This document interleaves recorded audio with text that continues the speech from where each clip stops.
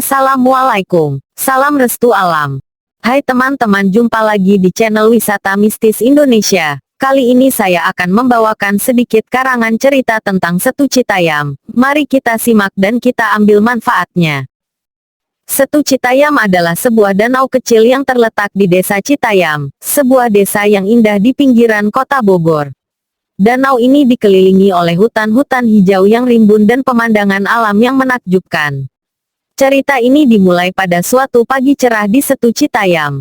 Terdapat seorang anak kecil bernama Rizky, yang tinggal di Desa Citayam. Rizky sangat mencintai Setu Citayam, dan setiap hari ia pergi ke danau tersebut untuk menjelajah dan bermain. Pada pagi itu, Rizky mengajak teman-temannya, Maya dan Andi, untuk pergi ke Setu Citayam.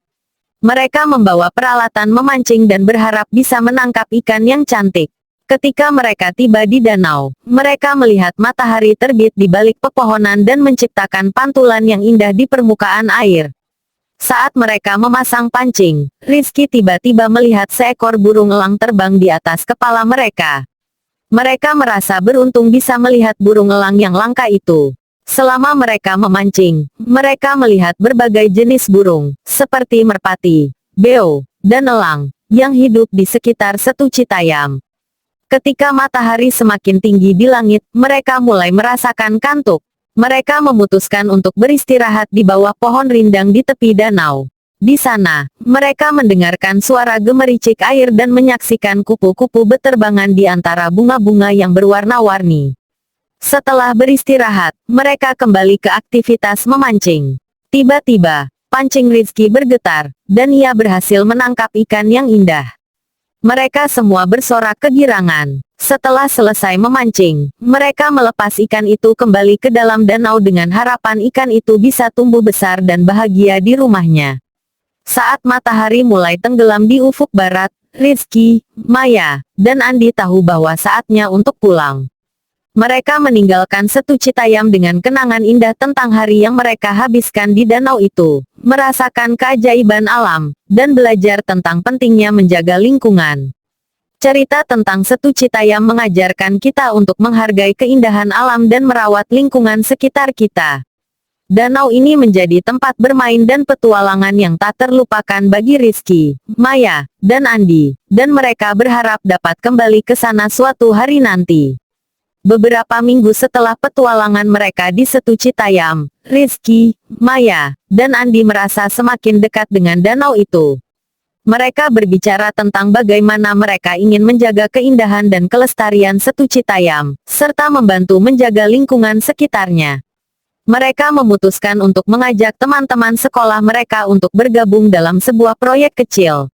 Mereka ingin membersihkan dan merawat Setu Citayam, serta mengadakan program pendidikan lingkungan untuk orang-orang di desa mereka.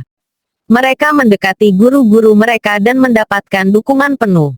Dengan bantuan teman-teman, guru-guru, dan warga desa, mereka mulai mengorganisir hari kebersihan di Setu Citayam. Mereka membersihkan sampah-sampah yang menumpuk di sekitar danau dan menanam pohon-pohon yang akan membantu menjaga ekosistem dan keindahan alam tersebut. Selain itu, mereka menyelenggarakan program pendidikan lingkungan yang mengajarkan orang-orang di desa tentang pentingnya menjaga lingkungan.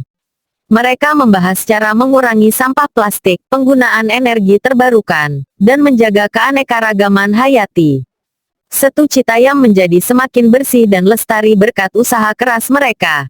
Danau itu menjadi tempat yang aman dan indah untuk dikunjungi oleh semua orang. Rizky, Maya, dan Andi merasa bangga dengan apa yang telah mereka capai dan berharap kebaikan yang mereka lakukan akan menjadi inspirasi bagi orang lain untuk merawat lingkungan mereka. Cerita tentang Setu Citayam menjadi sebuah contoh bagaimana tindakan kecil dari sekelompok anak-anak bisa memiliki dampak besar dalam menjaga keindahan alam dan lingkungan. Mereka memahami bahwa Setu Citayam bukan hanya milik mereka, tetapi juga milik semua orang, dan melalui kerjasama dan usaha bersama, mereka dapat menjaga keindahan dan kelestariannya untuk generasi mendatang. Oke, sekian dulu karangan cerita hari ini. Nantikan selalu cerita-cerita yang akan datang. Tentunya hanya di channel Wisata Mistis Indonesia 94. Bye-bye.